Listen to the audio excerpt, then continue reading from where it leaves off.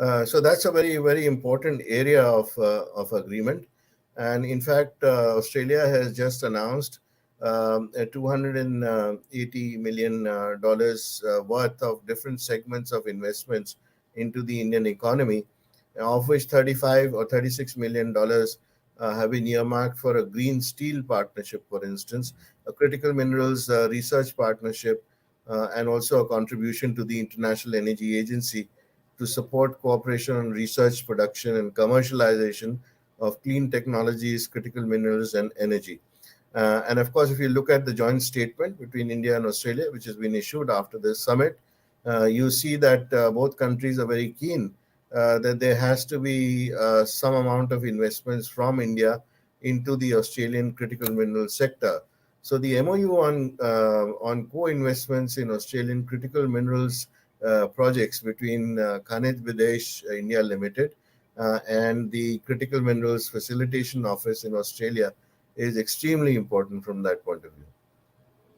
And there was also talk about giving reciprocity, though that wasn't the exact term used, and I'm sure there must be some legal reason for that in terms of pension fund investments in India getting the same uh, kind of rules as we were getting there. And in terms of investment, is what I'm asking. Yes, it's no, it's about tax benefits because Hmm. investments made by Australia's sovereign and pension funds in India would now receive the same tax benefits as they receive in Australia. Now, obviously, when these funds invest in the Australian economy, the Australian organizations and the state governments in the state governments and the federal government encourage them to invest within Australia, so it makes it much more attractive for them not to go out in uncertain, situations.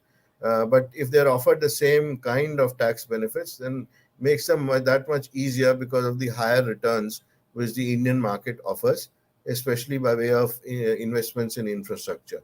So this is the reason why, and as you know, for the past 2 to 3 years, India has been trying quite hard to attract these funds, the pension funds from Australia into the Indian economy.